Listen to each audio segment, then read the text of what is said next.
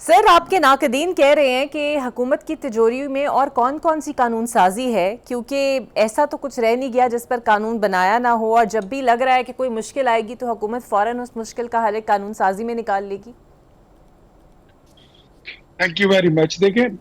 قانون سازی جو ہے it's a basic right and basic جو اس کا کام ہے بنیادی طور پر وہ پارلیمنٹ کا کام ہے کہ وہ قانون سازی کرے۔ اور قانون سازی یہ تو ایک بات دیکھو، ایک قرآن کی ہی کتاب ہے کہ جس میں کوئی رد و بدل نہیں ہو سکتا۔ ہاں، زمینی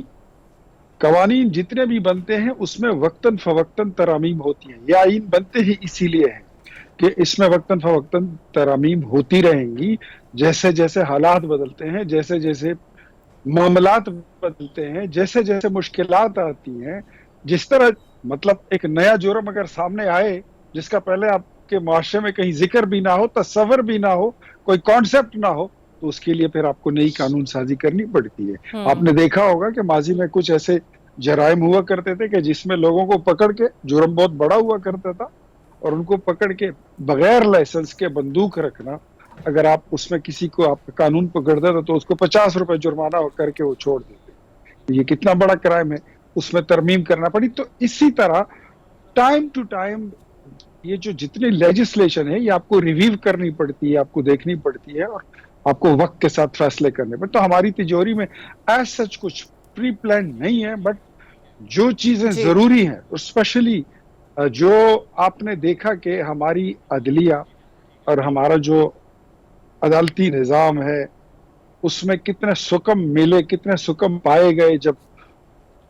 پاناما بینچ جیسے واقعات ہوئے۔ اور نون لیگ کے رہنماؤں کو ایسا گمان کیوں ہے کہ علی امین گنڈا پور صاحب جو ہیں وہ کمپرومائزڈ ہیں اور پی ٹی آئی کے رہنما اسٹیبلشمنٹ کے ساتھ رابطے میں ہیں، جبکہ دوسری جانب زمینی حقائق تو یہی ہیں کہ پی ٹی آئی کو ریلیف تو کوئی خاصا مل نہیں رہا، اور اگر ہے بھی تو اس میں نون لیگ کو کیا اعتراض ہو سکتا ہے؟ دیکھیں، ہمیں تو کوئی اعتراض نہیں ہے۔ میں نے تو پہلے دن ہی ٹویٹ کر دیا تھا جب بشرا بی بی کی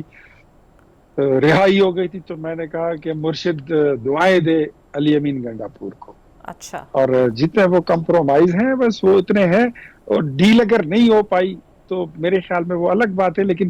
ڈیل جو ہے وہ ضرور تھوڑی سی دی گئی ہے جس میں وہ دو چشمی ہے ہوتی ہے۔ تو علی امین گنڈا پور جو ہے وہ اس بیچارے کی کتنی کیپیسٹی ہے، وہ اتنا ہی کر سکتا ہے جتنا اس نے کیا ہے، اس سے زیادہ وہ نہیں کر سکتا۔ اور کل جو علی امین گنڈا پور صاحب پھر سے دعوے کر رہے تھے کہ اب فائنل احتجاج نومبر میں ہوگا اور بانی پی ٹی آئی اس کی کال دیں گے، وہ باہر آ جائیں گے، اس سے حکومت کو پریشان ہونا چاہیے؟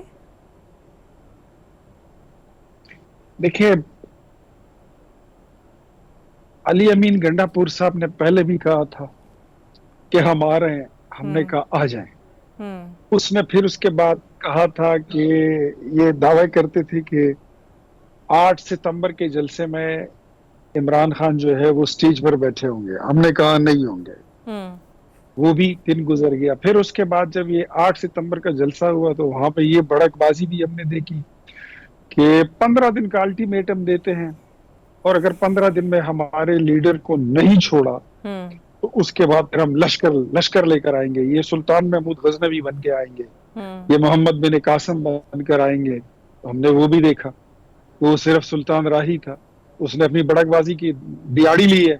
اپنی رنگ بازی کے اس نے پیسے لیے ہیں، تو اس نے پکڑ لیے۔ اچھا، پھر اس کے بعد ہم نے دیکھا جب ڈی چوک کا احتجاج انہوں نے اعلان کیا during the S C O summit, which was میرے خیال میں انپریسیڈنٹڈ، ایک ان کا وہ کال تھی ان کی ایجیٹیشن کی، اور پھر اس کے بعد موصوف کہہ رہے ہیں کہ شاور لینے گئے ہیں، چائے پینے گئے ہیں، پھر وہ ڈس اپیئر ہو گئے۔